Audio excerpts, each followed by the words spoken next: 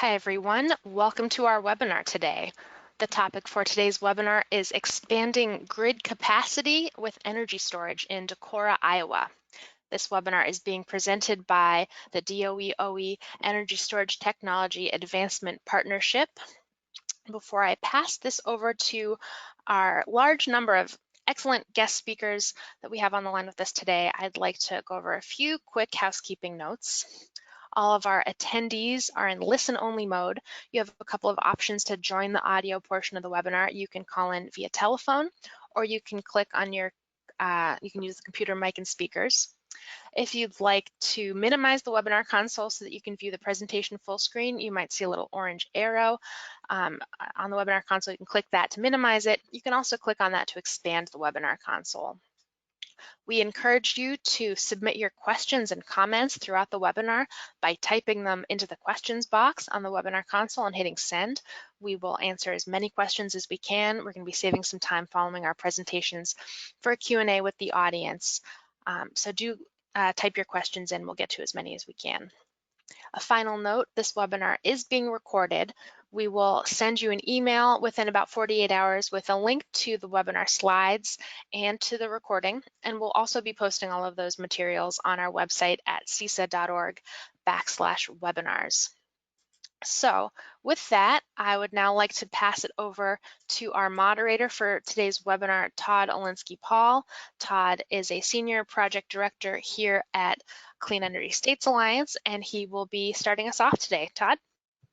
Great, thanks very much, Samantha, and welcome everybody to today's webinar. This is another webinar in the long-running STAP webinar series, and as Samantha said, all of these webinars are recorded and archived, so you can go back and review or send a link to somebody that missed it and look at it anytime. So we do have a lot of speakers today. I'm going to do a very brief introduction of the STAP program and of Clean Energy States Alliance. Then I'll introduce our speakers. We'll have a series of presentations, and then at the end, we will answer as many questions as we can. So please type those questions in as they occur to you. Don't wait until the very end, because if you wait till the end, then there's less chance I'll see your question amid the flurry of questions that we'll get at the end. So send them in now. I will be going over them while the speakers are doing their presentations, and so we'll be ready and set up to answer those at the end. So with that said, let me introduce the STAP program. It's the Energy Storage Technology Advancement Partnership. It's funded by US DOE Office of Electricity, and it's conducted under contract with Sandia National Laboratories. We do a number of things in the STAP program. Primarily, we facilitate public-private partnerships to support energy storage demonstration projects around the country. These are projects that are jointly supported by DOE and Sandia, as well as state or sometimes municipal energy agencies or utilities.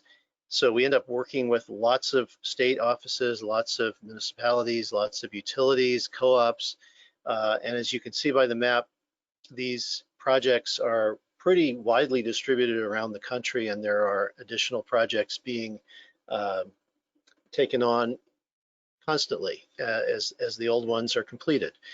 In addition to the project work, we do disseminate information on energy storage to stakeholders. This webinar is an example of that. And we support state energy storage efforts with technical policy and program assistance. And that's for states that are looking to develop new energy storage programs or policy or update their regulatory regimes to better incorporate energy storage. So that's STAP. And I'm having a little trouble. There we go. Clean Energy States Alliance, in case you are new to it, is the nonprofit organization that conducts the STAP program under contract with Sandia with support from DOE. Clean Energy States Alliance is a membership organization of state clean energy funds and agencies. You can see there on the screen logos of our members. And we do In addition to this energy storage work under STAP, we do a lot of other work to support all kinds of clean energy efforts that our member states are undertaking. Today's webinar speakers, and there are a good number of them, will go in this order that you see on the screen, and I will introduce them briefly now and then again when they're about to speak. We'll start with Dr. Imre Juk, Director of Energy Storage Research at U.S. Department of Energy, Office of Electricity. He will be followed by Dan Borneo, Engineering Project Manager at Sandia National Laboratories. Then we will hear from Mayor Lorraine Borowski.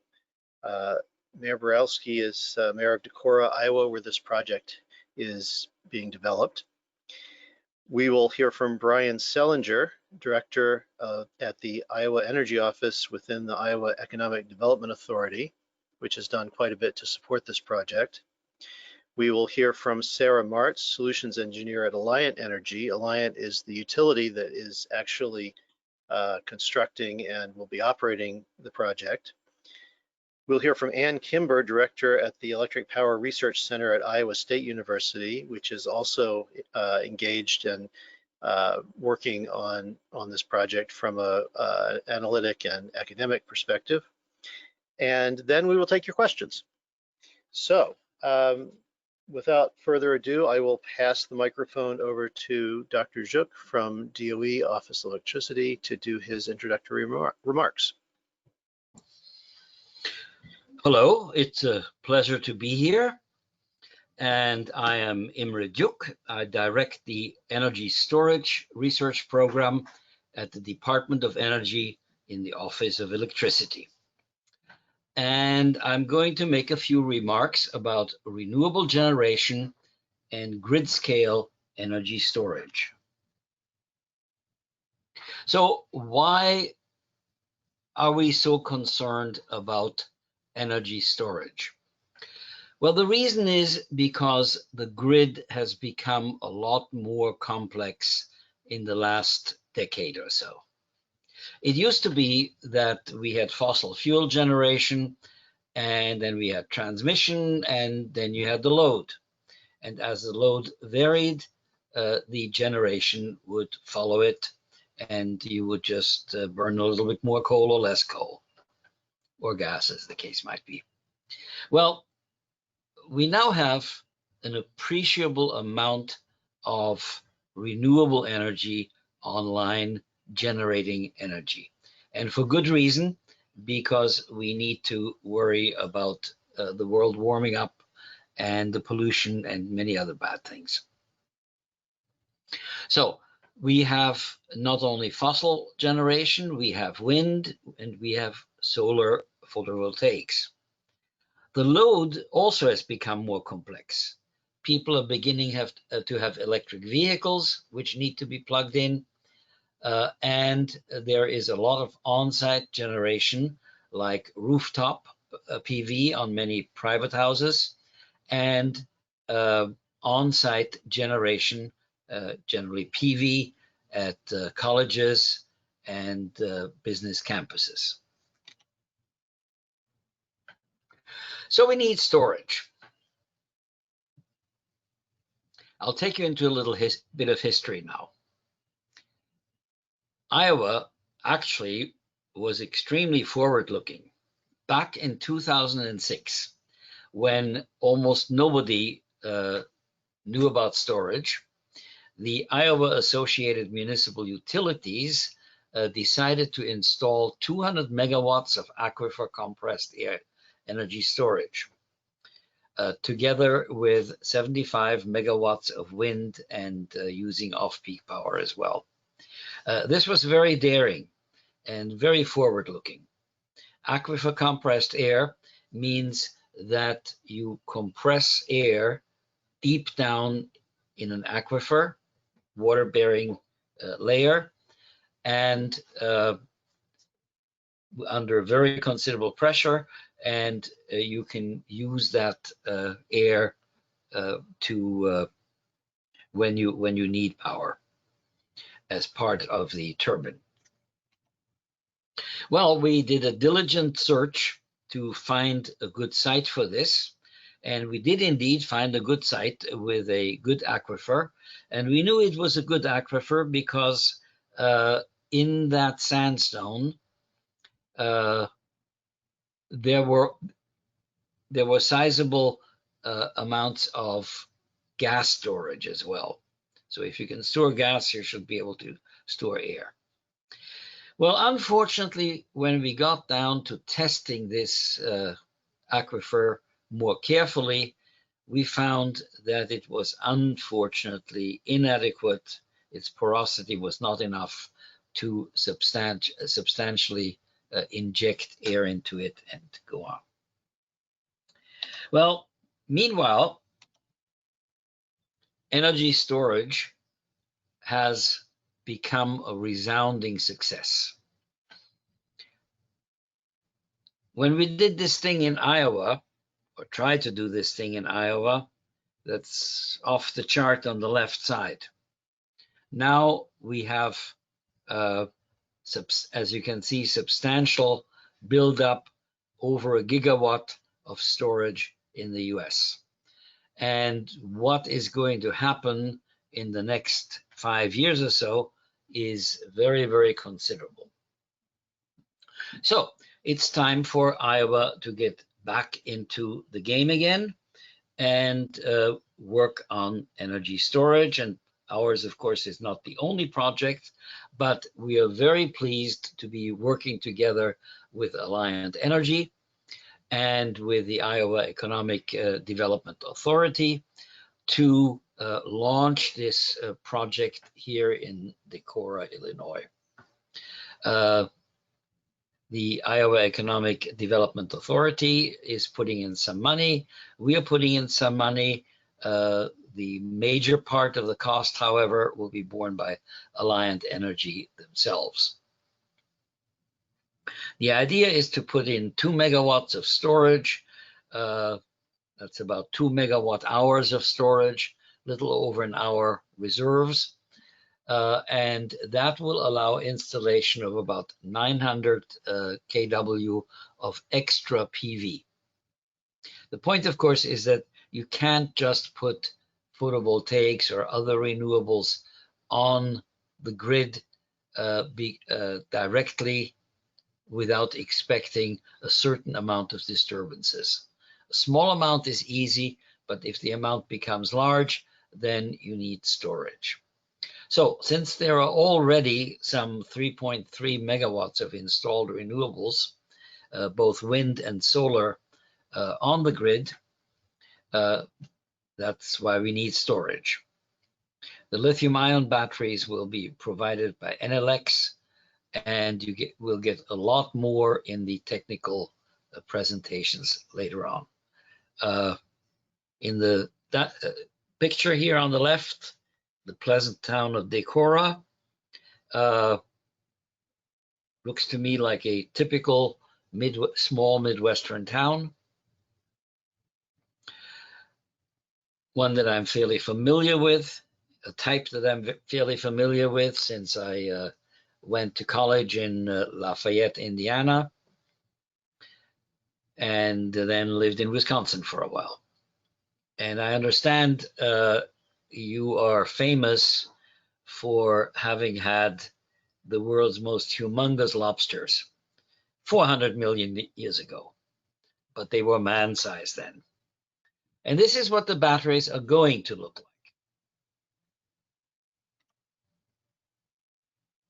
So this is not the only activity, however, that we are involved in.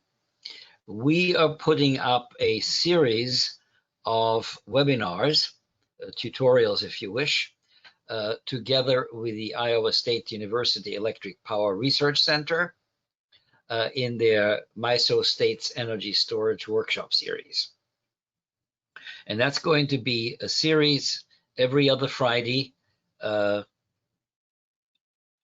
Staff from Pacific Northwest Laboratory and Sandia, along with many distinguished keynote speakers, will be presenting lectures on energy storage. And one of the reasons why we are doing that is because if you're going to do storage, you need an appropriate regulatory environment. That and is required to develop an effective business case. If you look at our policy database, you will notice that while Minnesota has one and the state to your south has regulatory activity, Iowa does not as yet. So maybe our activities, both building, storage, and presenting the tutorials, will generate regulatory activity in Iowa. Energy storage is essential for the development of a greener and more reliable grid with high penetration of renewables, but it will require development of new business cases and appropriate regulatory frameworks. And we are about to do all of those, and you will hear from many speakers and an encouraging note from Mayor Borowski of Decorah as well. Thank you. Thank you very much, Dr. Zook. We are now going to hear from Dan Borneo from Sandia National Laboratories. And I should just note that Dan and Dr. Zook work very closely together on these projects, providing underlying technical and economic analysis. And there's quite a lot of information on these projects and on energy storage in general on Sandia's website, and as well at the DOE Energy Storage Database. So if you're interested in the topic, you should check out those resources. And I will now pass the microphone to Dan Borneo. Good morning, everybody. I hope this finds everybody sane in this most unprecedented of times. So today I'm just going to talk briefly about our energy storage projects team and under the program of Dr. Emery Zook. Sandia has about 7 different thrust areas under Dr. Zook. The one that is supporting the Decorah project is the projects team. And so what we do is we work with the nation and others to basically demonstrate energy storage to help proliferate the use of it. So we provide different services. We do application and economic analysis. So looking at, does it make sense to do energy storage? If it does, what application we should use and what size in both kilowatt, megawatt, or megawatt hour, and even locating it. We're also able to do technology review, looking at the various technologies out there. There are a lot of people come from out of the woodwork trying to sell you the latest and greatest energy storage system. But we do a lot of research. We keep our finger on the pulse of the industry, if you will, and try to understand what works and what doesn't. We also help in developing the RFP, request for proposals, and then once a contract is awarded, we support the project team through design, the procurement of the system, the commissioning plan, through construction into the commissioning. And then what's in it for us, and a lot of our projects, I should mention, we provide cost share, and this comes from Dr. Zook. And what we get in return is we get to monitor and analyze the operation of the project to see how it's working. A lot of times we'll look if there's ways to optimize, but by maybe adding applications and looking at the performance. There's a lot of talk these days about the performance of lithium ion, especially around the safety. So this allows us to see what's happening, to see if there's degradation in the system. And we learn a lot from doing these projects, and that allows us to go to the next project, do the lessons learned. And this basically helps our public information programs. We're able to demonstrate innovative installations, and then we inform the industry of the best practices. So I think I noted why it's important, right? This helps the nation understand and implement energy storage. We're like like when you were learning to ride a bike, you'd have your big brother or big sister stand behind you as you took the training wheels off and started pedaling. You really didn't need them there, but it was nice to have them there. And so we're that to our partners. We inform our R&D efforts back at the labs. We inform the codes and standards. As you may or may not know, there has to be a lot of work done in the future to get our codes and standards up to where energy storage is in installations. And so this basically helps DOE's core mission in the energy storage realm. So these are our projects. We try to have a pin in every state and even internationally, and we're working on it. So now we have our pin in Iowa, working with Alliant Energy, and Sarah will be talking about that project. But these are our projects, and we work hard to make them happen. And with that, I'm going to end my talk. Thank you very much. Okay, thank you, Dan. I want to note that somebody has asked whether there's data available explaining the value for utility distribution companies by adding storage. We are going to address that question when we talk more specifically about this project. That will be coming up in just a few minutes. And we can also address it more generally at the end. Thank you for sending the questions in. Keep sending them in. We will get to them. But I do want to introduce at this point Mayor Lorraine Borowski of Decorah, Iowa, who's going to make some remarks. But if you are champing at the bit to get answers about this project and others, just stick with us and we will get to those right after the next few presentations. So Mayor Borowski. Good afternoon. I'm Lorraine Borowski, and I have the honor of being the mayor of Decorah. Our fine city is located in the rolling hills of Northeast Iowa. I greatly appreciate the opportunity for our community to partner in the energy storage project. The Sustainable Decorah Strategic Plan of 2010 was designed for long-term visioning by embracing economic prosperity, social, cultural vitality, and environmental stewardship to create a sustainable legacy for generations to come. Decorah is the home of Luther College, a four-year liberal arts college. Luther's Center for Sustainable Communities has received the STARS Gold Award as top institute by the Association for the Advancement of Sustainability in Higher Education. The mission of a local nonprofit known as Winneshiek Energy District is to reduce the economic and ecological costs of our energy use.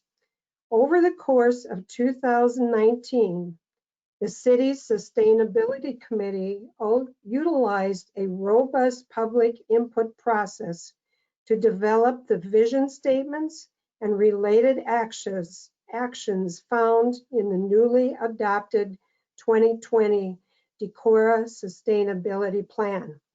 Recently, the City Council committed to the plan by establishing the city's first Sustainability Commission, a 7-member commission whose mission is to identify ways to implement the goals of the plan in the community.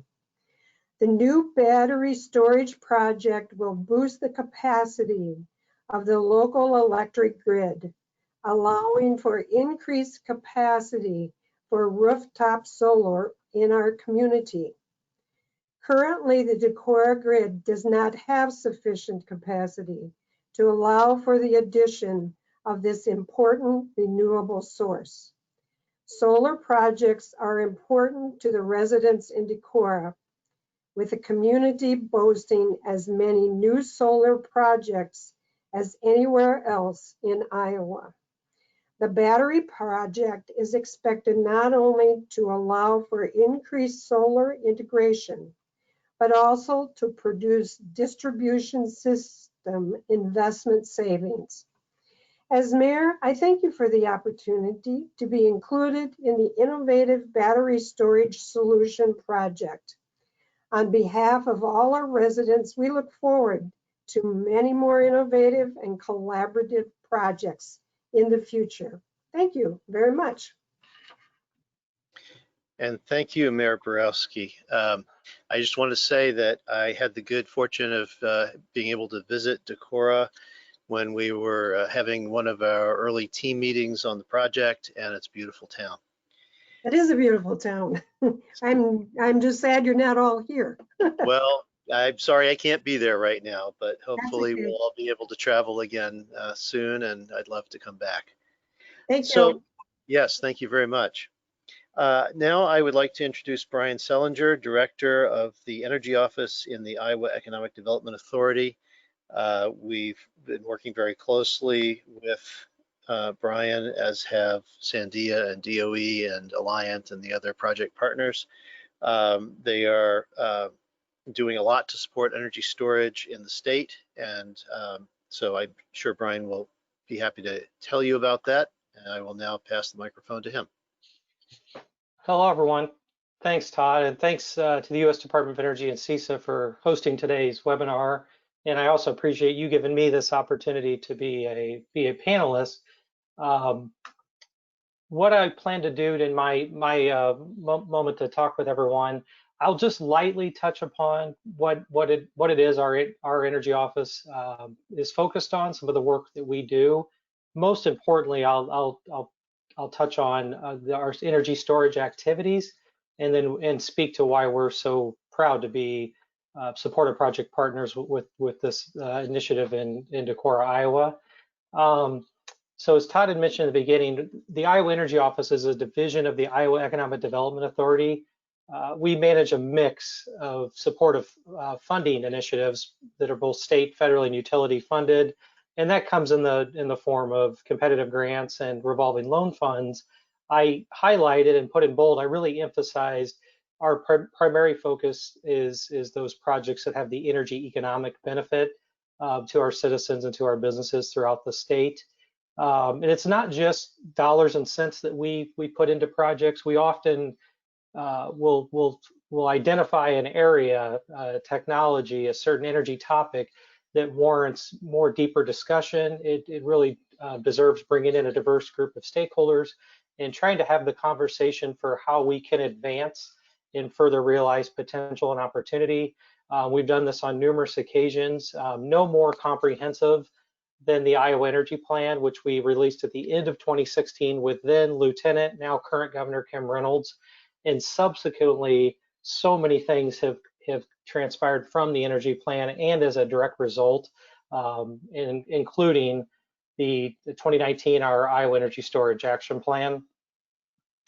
I just wanted to show you guys we're quite proud of these, not only because they look, I think, very professional and pleasing to the eye, but it's what's in these action plans and the resulting activities. And here, center right, the Energy Storage Action Plan, I'll talk about a little bit as well. But these are all available on our website if anybody's interested to review some of this work.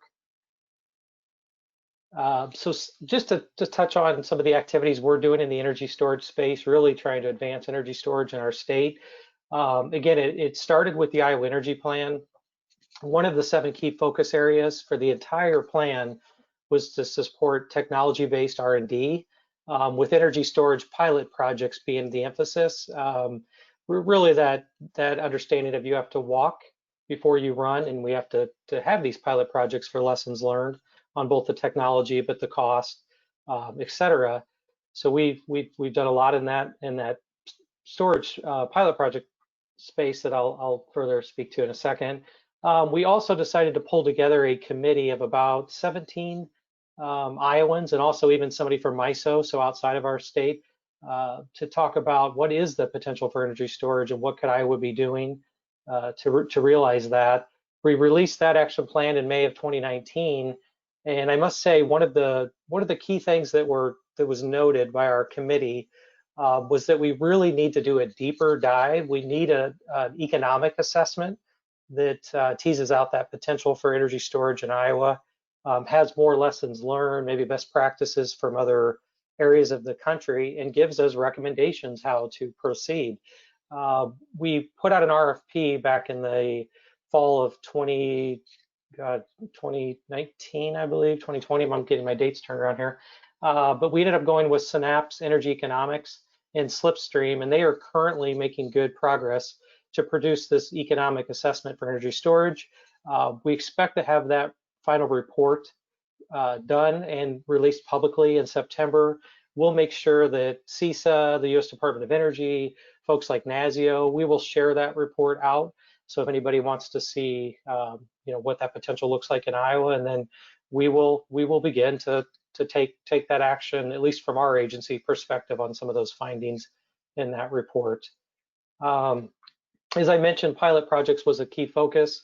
We're doing this very methodically. We're doing this, we're agnostic to whomever the energy storage applicant may be, that we know that it held so much potential across the board. So we've provided grants so far to projects with solar plus storage at a university and at an industrial facility in Fairfield, Iowa. We've provided supportive cost share grant to My Energy Electric Cooperative for a residential battery storage project. And then here we are today talking about a cost share grant to Alliant Energy for more of a utility scale storage project. We think it all holds value. And again, because storage projects are relatively new to Iowa, we like to play a supportive role wherever we can in each one of these projects to get the ball rolling in a positive way. Specific to this project, and I'm usually not one that likes to read directly from a, oh shoot, I'm trying to minimize here.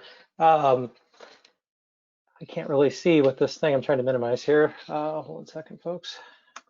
There we go. I'm not usually not one to read directly from PowerPoint slides, but I thought our director, Debbie Durham, said it so eloquently and said it well during the press release to announce this partnership and this project. And I just thought I would read her a couple sentences because it speaks exactly why we're here today and why we're partners. Energy storage technology presents immense opportunity to further harness and complement the state's renewable energy resources and to foster a more efficient and resilient electric grid. The shared involvement by such a diverse and talented mix of partners is sure to make this project a model for lessons learned and for similar future initiatives. And that's absolutely the truth. And as you can see here, I kind of put some different checks on why this hits so many things, and why IDA provided support. Of course, it advances the goals and the initiatives of our energy plan. What a diverse mix of project partners. Just seeing these presenters today, that's impressive to me to have this collective together. It's going to make for a great project. This is maximizing our resources here, and that's something we do. We're very proud of in Iowa, whether it's wind that's going rippling across our fields, materials from our fields ourselves, creating biofuels, and in this case, using solar energy, using the sun coupled with paired with battery storage. And then something, if we put resources into a project, we want them to be lessons learned that can be shared with others. So we know that this will have a information that's shareable both publicly and to other folks wanting to come behind it. So couldn't be more pleased to be a part of this project. Can't wait to see the lessons that come from this. And again, thank you guys for allowing us to participate today. And I'll be ready to take questions at the end with the other panelists. Thank you. Great, thank you, Brian. And We will again be taking questions at the end. Please type them in now or as they occur to you. I'd like to now introduce Sarah Martz, a solutions engineer with Alliant Energy. Of course, Alliant is the utility that is primarily developing and operating and maintaining the battery storage project in Decorah. So this will be the point at which you'll learn specifics about the project, what the benefits are, you know, what the economics look like, and what the context is for the project. So I will turn the microphone over to Sarah Martz. Yeah, thanks, Todd. Like Todd said, I'll be talking about the Decorah battery project. Just a little bit about me. I'm a lead solutions engineer with Alliant Energy. I've been working with Alliant for 9 years, degrees in mechanical engineering, and previously worked in our generation engineering department, working to improve efficiency of our thermal plants. So now I'm working with our integrated grid or grid modernization team, where we're working on the development of strategies regarding the use of new technologies like distributed generation. I'm specifically focused on projects like this, energy storage and other inverter-based technologies.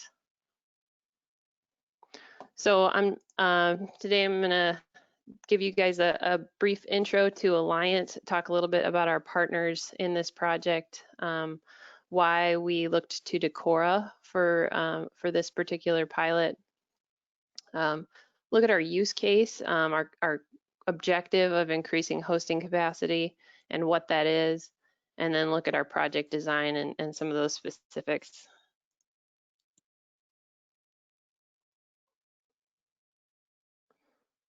All right, so a little bit about Alliant Energy. We're an investor-owned utility that operates in Iowa and Wisconsin. Our purpose is to serve customers and build stronger communities. So we're a generation and distribution utility.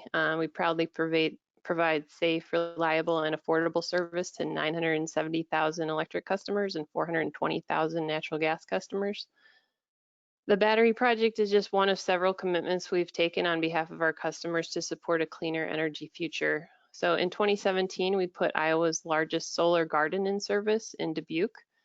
This year, we completed a multi-year wind expansion in Iowa that brought total generation to nearly 1,900 megawatts. We're expanding our commitment to solar generation in Wisconsin with an investment of up to 1,000 megawatts by 2023. And about 2 weeks ago in our corporate responsibility report, we announced our aspiration to achieve net zero carbon emissions by 2050 from the electricity we generate. We also committed to eliminate coal from our generation fleet by 2040. So as part of this, Alliant is forward thinking, and we're working to understand technology advancements and how they fit into our long-term strategy. So a little about our project partners here.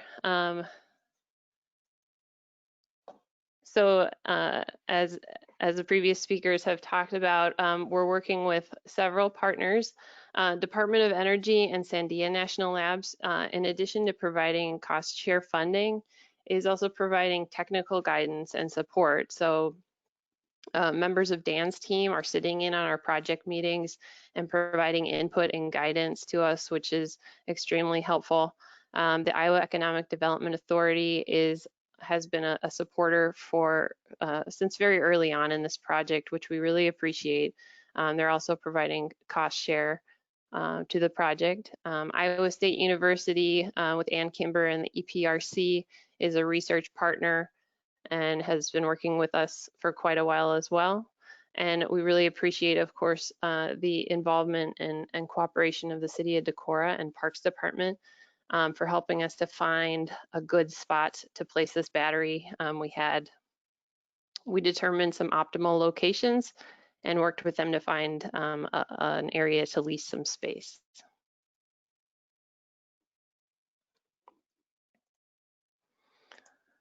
So let's talk a little bit about Decorah. Some of you have heard of Decorah from the popular Decorah Eagle webcam. Folks from around the world log in each year to watch the eggs hatch. The Vesterheim Museum honors Decorah's Norwegian heritage. And of course, the town is also home to Luther College. So Decorah's community members, as we heard from the mayor, value renewable energy. They value solar. Decorah has over 3 megawatts of customer-owned distributed generation on this circuit where we are installing the battery, which compared to the normal peak load of between 2.5 to 3 megawatts is pretty big. Luther College claims a big portion of that solar and also owns a wind turbine that is interconnected on the same circuit.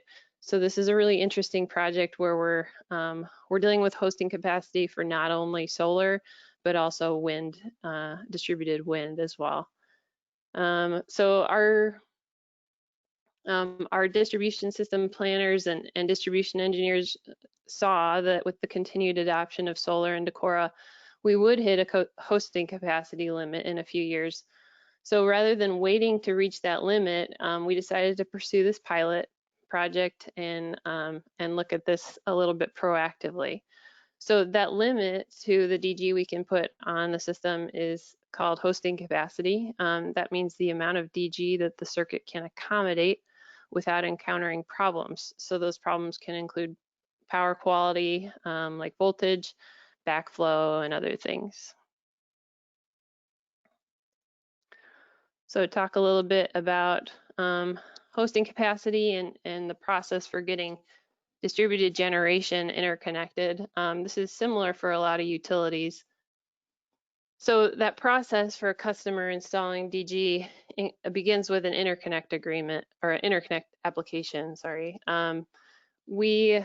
Our staff look at that proposed DG and the circuit it feeds to determine if any upgrades are needed to maintain quality of power, power supply and safety on the circuit. So if upgrades are needed, the customer is presented with options on how to get their DG approved. So that can, excuse me, that can include limiting the size of DG or paying for upgrades to the circuit. So how can we look at that problem differently? This question is really twofold. It's procedural first. So how can we change the way we work with our customers and proactively improve hosting capacity to not only enable but encourage more renewable distributed generation on the circuit? Then technically, how do we implement the solution so that it works? Sizing, siting, controls, communications, all the things that Dan talked about of really deploying an effective energy storage project. How do our local crews support this equipment once it's in place? How do we operate it? These are the questions that we will answer through the pilot process and with the help of our project partners. And I just want to mention this pilot is part of our larger integrated grid efforts, piloting new technologies to maximize value and options for our customers. So let's get into more specifics. I know that there's questions about the cost here and kind of the comparison to traditional upgrades. In true engineer fashion, I'm going to say that it's not that simple of an answer. We're not looking at an apples to apples comparison here.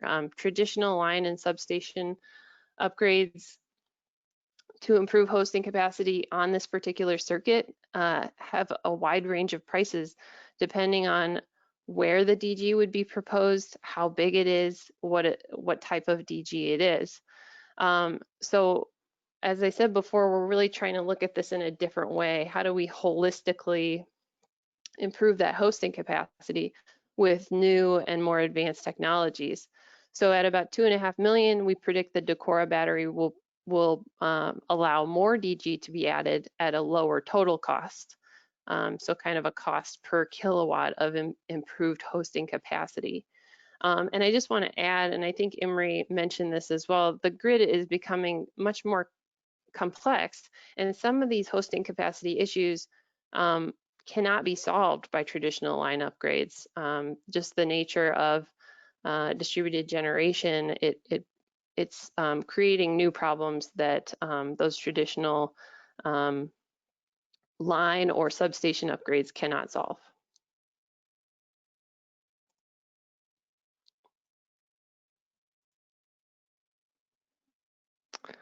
So a little bit more specifics on the design. This is a 2.5 megawatt, 2.9 megawatt hour system that we have specified and ordered for the Decorah battery. On timing, we are, the battery is in manufacturing, and we hope to have it in service by the end of the year. But as many of you may know, COVID has caused several delays in production and just coordination of this project. So short answer is we are still aiming for the end of the year to have this in service. So on that 2.5 megawatts, that's the power rating. For more mechanically minded people like me, I like to think about that as the flow rate. The energy, the 2.9 megawatt hours, think about that as the size of the tank that you have to draw upon. And then a lot of times when we talk about energy storage, you hear about the duration. You get that by dividing the megawatt hours by the megawatts. We are just over 1 hour for this system. A lot of times you see 2 and 4 hour systems being announced in the news. The reason this is a shorter duration is not because we have a lower energy, it's actually because we have a higher power. We increased the size of the inverter and the power capability of this battery system so that we would have more flexibility to solve the specific problems that we're seeing in Decorah. We're seeing that kind of one of the first hosting capacity limits we will reach is voltage management. High voltage from a lot of solar feeding onto the circuit, and then voltage fluctuation is another issue that we see with distributed solar. Think about a cloudy day when those solar panels are at full output one moment and close to zero the next as a cloud goes over. We'll also use the real power capability, or the watts, to peak shave and power shift, kind of even out the power flows on the circuit. This is a Samsung SunGrow integrated solution. Samsung is the battery module manufacturer. SunGrow is the inverter manufacturer. Our integrator is NLX. They kind of package up the solution, work with us on the design and the installation, and they also provide the control system and the O&M operations and maintenance and monitoring once the battery is in service. And this is a lithium-ion NMC chemistry product.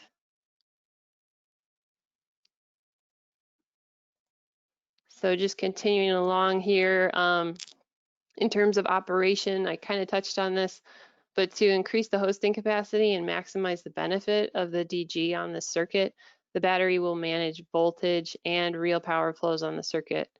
In future phases of this project, we'll also be able to stack additional benefits, stack additional use cases, and explore those for how they kind of work in tandem with the hosting capacity use case. So the MISO energy and ancillary services market for energy storage resources is, I would say, in development still. They're not quite ready to go live with this market, but we are following that closely and we'll be ready to go when they are.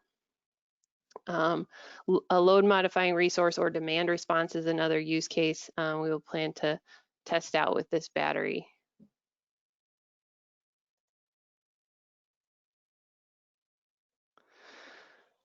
So just to kind of round it out, pilot projects and pilot learnings for Alliant Energy are really all of the above. So we're not just saying, does a battery work to do this? Can a battery, control voltage?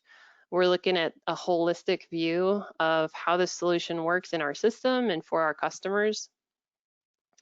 So how does the scoping, the sizing, the siting work? What are the costs and the value streams, both modeled and then actual once it's in service?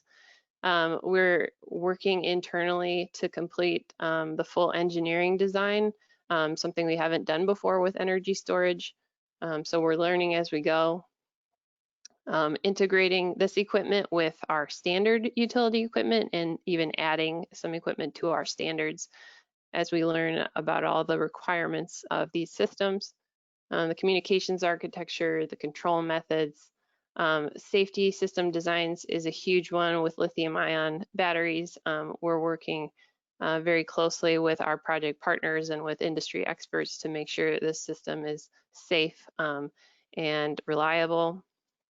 We're looking at installation planning and maintenance planning and just the long-term operation of this battery in Decorah.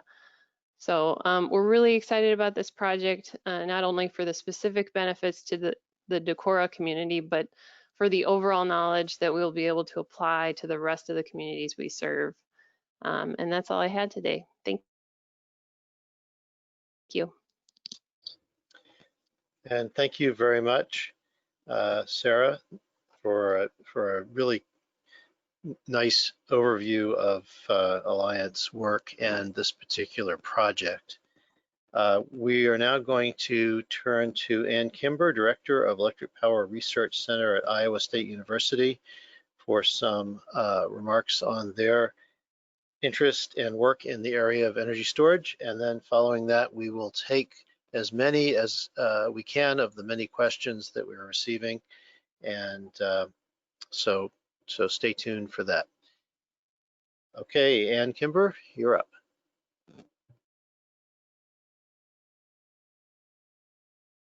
Hi, thanks. As the last presenter, I'll try to keep my remarks brief.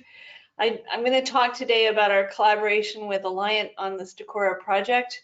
Alliant is one of the members of the Electric Power Research Center at Iowa State, and EPRC has long been a catalyst for collaboration for primarily strengthening undergraduate and graduate education in energy infrastructure. Many of the engineers that we train here go to work for utilities like Alliant, and we have treasured this partnership because it gives us the great ability to collect data and improve our models and improve our education through these kinds of collaboration.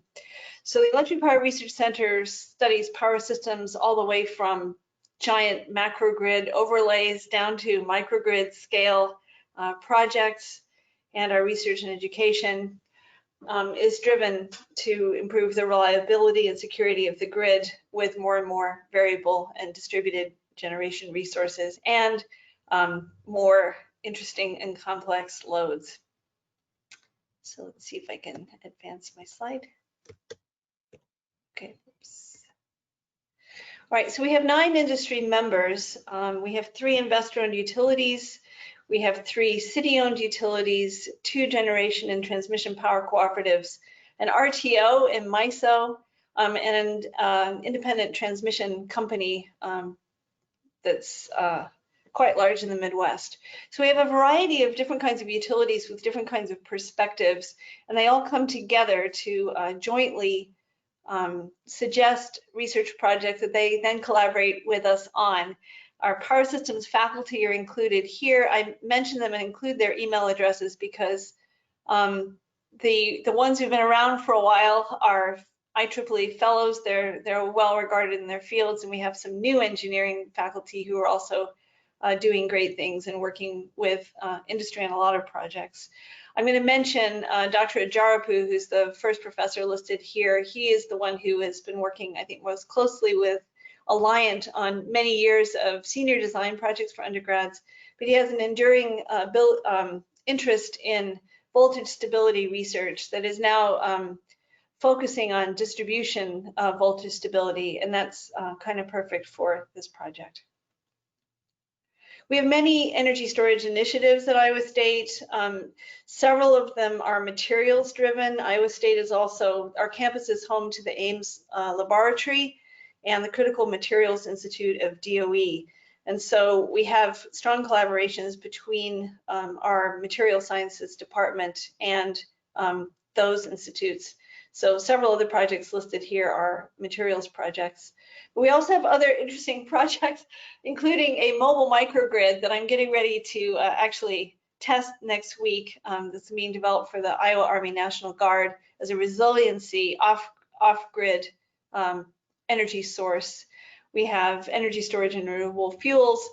And the interesting part at the bottom here is that we're developing a lot of tools for the integration of storage. And one of these is the co-simulation of distribution and transmission with variable resources. That's a very large project. We have many other projects here too that are available to look at on our website. This is just a picture of an earlier generation of our mobile microgrid project. This is on my mind a lot because we're actually going to be performance testing it soon. I'm going to mention 3 research initiatives that we're pursuing with Alliant for this Decorah project. And these are all based on data sharing.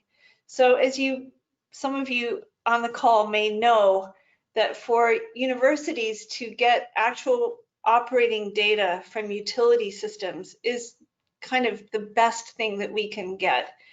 Because we can model systems, we can develop very nice models, but the ability to test those with real world data and actually have visibility, really good visibility of the data and the operations of distribution and transmission systems is wonderful for us. And so that's what these thrusts are with Alliant Energy. So we have 3. The first one is a microsynchrophaser measurement unit deployment at 3 locations on the Decorah distribution system. Synchrophasers have been around, synchrophaser measurement units have been around for a long time on high voltage transmission systems. They enable you to detect power quality problems on the transmission system. But there's a new generation of these that are available to use on distribution systems. We haven't used them in Iowa before, but we're going to be using them at Decorah and also in a project that we've gotten funding from the Iowa Energy Center to do another deployment at Mid-American and other utilities around the state. So we're going to be sharing data with Alliant and the other EPRC members from this project as a way to not only understand the value of microphaser measurement unit deployment, but also be able to train our utility members in the state to be able to use these, which should be extremely useful as more distributed resources are connected. The second project, The second project is a voltage stability project, and I mentioned Dr. Ajarapu. He has a major research effort that is federally funded on sensor-based analytics for power systems, but we can use the Decorah feeder data with the high amount of solar installations at Decorah to help us better develop models to predict voltage stability with increasing DER integration. So Alliant will be providing feeder models to support our research. We're going to be giving back to them better ways of predicting voltage stability under certain operating data and conditions, and we'll be using the microphaser measurement unit data as part of our new control methods. And the third one is a battery health initiative. This is a mechanical engineering professor, Chao Hu, who's developing machine learning techniques to better predict battery life. When you're thinking about the economics of battery performance, you really need to be able to predict the battery life under different operating conditions, and this research initiative will help that. We also have a proposal in right now to the Iowa Energy Center that would leverage the Decorah data into a larger framework of battery health monitoring. So those are our 3 projects, and that's I'm just going to close with this last slide, and I want to mention a couple of things. More information is available about our overall research center thrusts on this website, but we see that Iowa really is on the cutting edge of the transformation of the grid, and our students are part of that transformation. And I want to put in a quick plug again to follow up with Dr. Juk to say that the energy storage webinar series that starts tomorrow is really, really timely and is going to be really well done. It's free to register for, and if you're interested, please email me and I will add you to the registration list. It's a series of 6 webinars every other Friday that are going to be led by real experts in the industry, and it's going to be very valuable. So with that, I'll end my remarks. Thank you very much. I'll give it back to Sam. Thank you very much. Actually, you're giving it back to Todd, and I appreciate everybody's presentations. It's been very informative. We have a whole lot of questions, so let's see if we can get to as many of these as possible. So let's try to keep the answers relatively short. We have a number of questions about CapEx and cost effectiveness of the project. Could probably Sarah, I'm assuming, would speak to this. What's the cost, and how did you determine the cost effectiveness of this project? Yeah, this is Sarah. So the total project cost is coming in at about $2.5 million. Now, some of that is a little higher due to it being a pilot project. We're doing more monitoring to really capture the learnings and to validate the success of the pilot. The validation of the cost effectiveness is really going to be part of proving out the pilot as well. How many kilowatts did we truly open up for hosting capacity on the circuit, and what was the true cost of that? And as I said before, this is testing out not just the technical capabilities, but being able to change kind of how we work with customers to improve that hosting capacity. There are obviously benefits beyond just opening up hosting capacity to getting more distributed resources on the grid. So I guess I don't have any hard numbers for you, but we are really interested in proving out this pilot and getting all those answers through our experience here. Great, thank you. And while I've got you, Sarah, I wanted to ask, one of your slides states that there are certain types of hosting capacity problems that can't be solved with traditional lines upgrades. So I wanted to ask you if you could elaborate on that a little bit, expand on that. What kinds of hosting capacity issues have you encountered that aren't really solvable with wire solutions, and what does energy storage bring to the table that's unique for those types of applications? Sure. So some of the traditional upgrades we would implement for improving hosting capacity, and you'll have to forgive me because I'm a mechanical engineer, but would be increasing line size to make the system stiffer and to be able to handle backflow and without as much variation in the voltage. It would also be one of the options, which is quite an expensive option, is to upgrade the voltage of the entire circuit, raise that voltage. Something that those upgrades don't do is manage backflow due to high amounts of DG. You just can't do that with a traditional line upgrade. Now battery storage can shift that production to a different time of the day and even that out. Another thing that utilities typically use to deal with voltage fluctuation is voltage regulators or capacitor banks. Those pieces of equipment are not fast enough to deal with the intermittency of solar. They just don't react fast enough. But if you put another inverter-based piece of equipment like energy storage on the circuit, now it can match up the speed of how quickly that solar moves around, and it can mitigate the fast voltage fluctuations of DG. Great. And one more question. Somebody wants to know about other revenue streams additional to avoided costs of distribution upgrades. And if you could speak to what they might be and what are some of the challenges associated with scheduling commitment for the battery. Yeah, exactly. So we talk about stacked value for energy storage, but the battery can really only do one thing at a time, right? Maybe two things with reactive and real power, but you really need to coordinate kind of the full use of the inverter for that. When we talk about adding a stacked value of peak reduction or demand response on the circuit, that kind of means we have to study that and make sure that it doesn't keep us from doing our other use cases of improving hosting capacity to make sure those two needs don't line up time-wise. The other future use case that we're very interested in with this battery is participating in MISO's energy storage resource market. That marketplace is not currently available yet. All the rules have not been set for that, but that would bring in, potential additional revenue for playing in the energy, like energy arbitrage services or other ancillary markets like regulation. Great.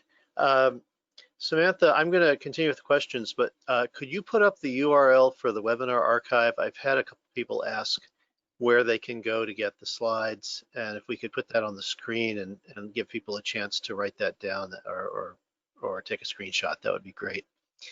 I have a question. I think this is for the mayor, if Mayor Borowski is still with us. The question is, how does a community even begin the process of being considered for a project like this? And I guess if I can kind of interpret that a little bit, how did Decorah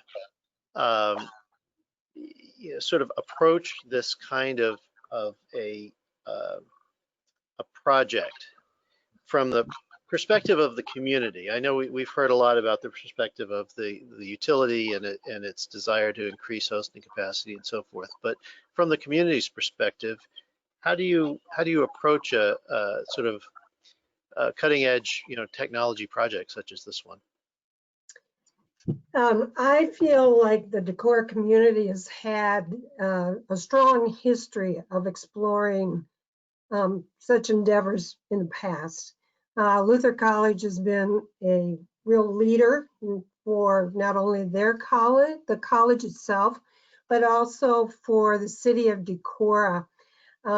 We have a very unique location, and I would say we have a lot of people who move into Decorah who have similar likes and concerns about the type of energy that they receive. So when we started talking about this, it gets to be the point where we're sort of in not sort of, but we have a very hard rock topography. It's very hard to get communications at times and to establish those long term, whether it be fiber or internet, but also wanting to have the desire to be able to go with solar power. And the growth in solar power in our community, not only through the college, but also businesses and individuals who really wish to have that in their homes, has grown. And so it was a natural fit to move into this type of a partnership.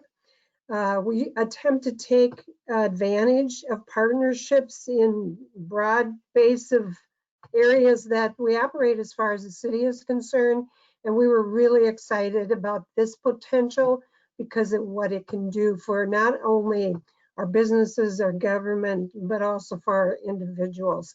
Being located in the very northeast corner of Iowa, we're a bit away from metropolitan areas, and it can be very advantageous to have such devices in our area, even for people wanting to move into the Decorah area. So it was a natural fit. Okay, thank you very much, Mayor. If Yes. I can add something,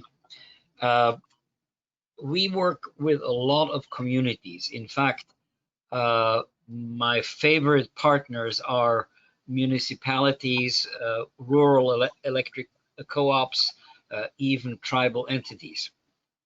And what we look for is strong local support. You need a local champion.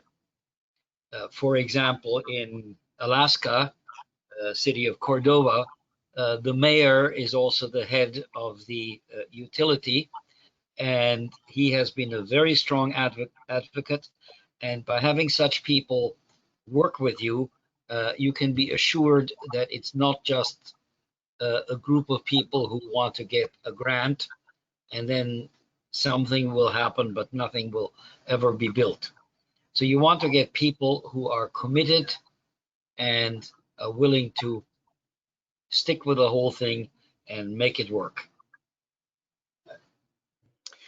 Thank you very much, Emery. I'm glad you jumped in because I think that the next question is for you and Dan, or one of the other, or both. And I promised to get back to this question. The question is there any data available that explain the value for the utility or distribution company by adding storage? And I know that this particular project doesn't have data yet, as it's not quite operational yet, but there have been so many projects that Sandia and DOE have undertaken from Vermont to Massachusetts to Oregon to Alaska to New Mexico, all over the country. And I know there's been a lot of economic analysis done and there's lots of case studies. So I want to give you a chance to talk about some of those values that you've seen over the course of numerous projects that explain why a distribution utility would be interested in developing battery storage. Well, let me kick it off by giving another example. A small town in the middle of Massachusetts, Sterling, Massachusetts. They have a municipal utility. They participated in a solicitation by the state of Massachusetts, and they and 10 others won an award of $1 million to install storage for resilience. Well, we looked at the winners of the solicitation, and this one, Sterling, particularly appealed to us. So we got in touch with them, and essentially we said, look, what you are intending to do is to put a battery into the police department and have backup in case of emergency. And this is very nice. It gives you resilience if for some reason regular electricity is not available. But wouldn't you like to have this whole thing run at a profit? And the reason why we could make that suggestion is because we had just finished a project in Vermont where we showed that indeed you can do it. And so they were very enthusiastic. As I said, we have an enthusiastic local champion there. And we ran the analysis at our large computers at Sandia National Laboratory, where we have available models. And we were able to show that by using arbitrage and demand charge reduction, both monthly and yearly, they could have a payback for the whole project of 6.5 years. And they were willing to do that. In fact, they put in an extra megawatt of storage to bring it up to 2 megawatts. And we were off and running. The storage unit was put in the course of 3 months. And from day one, we started essentially getting revenue. And in 2.5 years, we saved, this storage saved the city $1 million in avoided cost. That is a particular instance, and those revenue streams are not yet available, but you need good models. You need to have available benefit streams, and you need to co-optimize those benefit streams so that you can take advantage of as many as possible without the benefit streams interfering with each other. Thank you. Thank you, Dr. Juk. Dan, did you want to add anything? So about the information, there is the Sandia website, www.sandia.gov/ESS. And if you go there and you click on publications, We try to do papers on our analysis. I don't know if we have them all, but we do have a few that covers some of the projects we've worked on and the economic analysis on those projects. Great, thank you. I believe that we also have some on the STAP website, some of the linked reports and case studies, and the audience is welcome to search there as well. We have a series of questions here regarding the Decorah battery system, and I'm going to just give a few, and hopefully Sarah can jump in with answers to these. One is, what was the method used to identify the best location for the battery system? What's the duration for the battery to be fully charged from empty state? What's the duration the battery can be used as a distribution source, discharging onto the grid? Is there a momentary disruption of power supply on the circuit when the battery becomes the power source? So let me know if you want me to go back over any of those, but I think they're all kind of, in your bailiwick. Yeah. Yep. Thanks, Todd. So I'll take the last question first. So this battery is operating in parallel with the circuit. It's not able to island the circuit. So there's no interruption when this battery starts and stops. It's simply kind of contributing to the circuit. In terms of selecting the location, we use our synergy models of the circuit along with EPRI's drive tool to analyze the hosting capacity and where we had limitations. We then modeled the operation of the battery in both real power and reactive power modes and modeled different locations along the circuit and found where we had the best kind of response in those voltage constrained areas. So that's how we got kind of a zone of, here's where we would be best to place this battery. And that's when we also worked with the city to say, hey, can we work with you to find a location in this zone to place our battery? In terms of the duration, the duration of the battery is technically just over 1 hour. So if we were discharging it at the full 2.5 megawatts, it would take just over an hour to either fully charge or fully discharge. The fact is we sized that inverter for its reactive power capabilities. And when you have a 2.5 megawatt inverter, that basically means you can charge it or discharge it from 0 to 2.5. So I can discharge it at 500 kilowatts. I can discharge it at 1.2 megawatts, or I can discharge it at the full 2.5. To be honest, we probably won't be using the full 2.5 megawatts of real power on this circuit because that's a really high amount of power to be injecting on a circuit with a peak load of 2.5 to 3 megawatts. We sized that inverter rating for the VARs to make sure we had enough VAR capability. So if we were discharging it at, say, 1 megawatt power level, we would have almost 3 hours of time that we could discharge it at that level. Okay, thank you very much for answering those questions. A couple of questions about hosting capacity, and this is a term that is used quite a bit to describe, I think, the capacity of the local grid or the local circuits to absorb distributed generation. But it would be nice if you could sort of get a little more specific about this. There's a couple of questions here. One is, what percentage what percent DG is the hosting capacity of the Decorah circuit?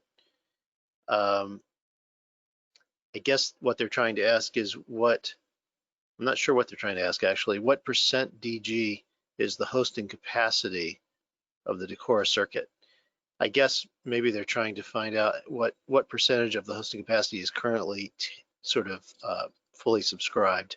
And then the other question is, does Alliant provide publicly available hosting capacity maps or information? Sure. So the amount, just to start off broadly, the amount of hosting capacity on any given circuit is, it's hard to pin down really because it can be different at different points in the circuit. Say really close to the substation, you could have a pretty high hosting capacity, but at the very furthest end of the circuit, there may not be as much room there.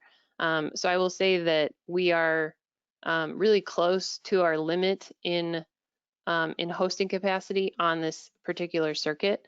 We have some room, but that's kind of why we started doing this pilot projects of saying, hey, let's do this ahead of time. Let's expand that hosting capacity before we hit the limit. I cannot answer the number for you. I would have to refer to my our delivery system planning experts for that. But there are some utilities that use like a more static, 30% of load number for that. But what we're doing is actually modeling the circuit and finding where our actual constraint points are. And was there another part of that question that I missed, Todd? Yeah, it was whether Alliant provides publicly available hosting capacity maps or information. Oh, right. So we do not currently offer public hosting capacity maps, no. Okay. There's a question about the capacity degradation of the battery. As we all know from experience with batteries in our own homes and computers and so forth, batteries degrade over time, like almost everything. And so, I know that for some of these projects that we've done, that DOE and Sandia have supported and that we've been involved with, hosting the battery degradation is modeled and then accounted for in some way. Perhaps, I think in Sterling, they actually got an oversized battery to begin with so that at the end of 10 years that even considering degradation, they'd still be within their target capacity for the battery. In this case, in Decorah, how will the capacity degradation be handled?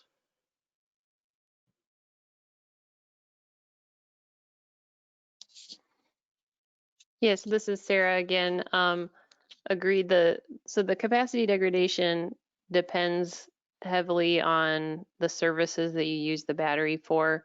That's one of the benefits we think of relying on an increased reactive capability of the battery for a lot of the hosting capacity services.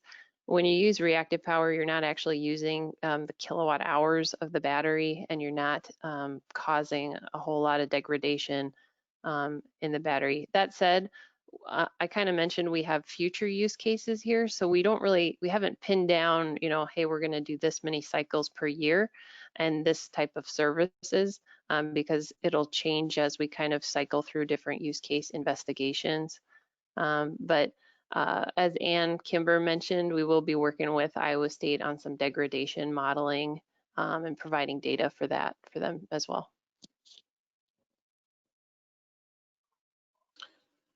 Great, thank you. Question for Dr. Zook. How much did it cost to install the 2 megawatts of storage in Sterling, Mass? Or I guess anybody who recalls. Yeah, I don't have my slides at my disposal, but it was of the order of 2.5 million. You might recall, Todd. I'm trying to recall. Let me look it up. Yeah. I got my folders here. Let's move on, and we'll come back to that if we can come up with the answer. So on that one. Okay, for battery size in Decorah, is the 2.9 megawatt hours the actual installed capacity or the available capacity? Somebody wants to know. That's actual installed capacity on day one. Okay, is that different in some way than available capacity? They seem to be making a distinction. I'm not sure if Well, I that's think that accurate. some vendors will meet capacity guarantees by starting you off with a higher actual capacity, but you know, they would tell us, hey, you have 2.9 megawatt hours. They actually built in 3.5, and they put that extra in there to make sure they would meet all their guarantees over the life of the project. I'm guessing that's where they were going with that question. Okay, thank you. Somebody has provided us with an answer, 2.7 million for Sterling. So I guess there's somebody on our in our audience who's been following our webinars and remembers better than the rest of us do. Thank you very much for providing that information.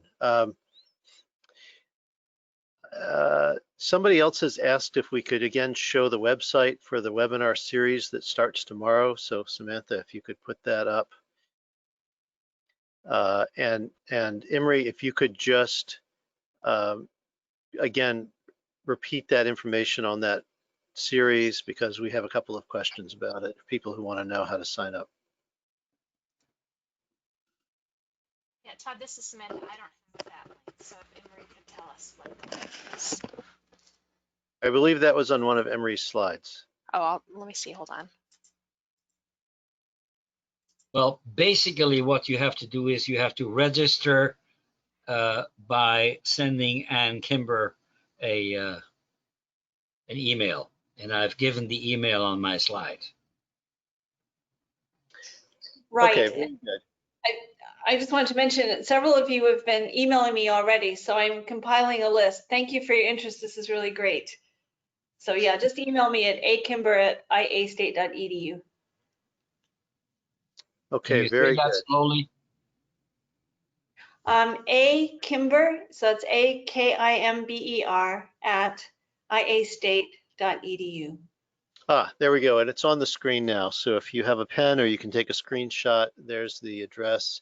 If you missed it somehow, feel free to contact me, and I will be happy to pass that along. So I think we're at the end of our... Tomorrow's will be basically a tutorial on energy storage and on policy, but there will be many subsequent webinars that will go into other aspects of policy and what have you. Great. Well, very good. I think we're at the end of our time. Thank you very much to all of our speakers and our participants online. We welcome you to these webinars. I hope that they're informative and helpful. I apologize for the few questions we didn't get to. And I'm going to pass the microphone back to Samantha for any announcements that she may have about future events. Thanks, Todd. So as you can see now, we do have a number of webinars coming up on various topics: offshore wind, solar plus storage microgrids, SMUS energy storage shares programs. So you may be interested in any of these. If you'd like to read more, you can visit our website, cisa.org/webinars. Just like today, all of these webinars are free and open to the public, but you do need to register in advance. So again, you can visit our website, cisa.org/webinars for more information and to register for those. And then I'll just leave up on our screen now more information about STAP. You can find more info on our website, and our webinar archive is also online. Great. Thank you very much, everyone. We'll see you next time.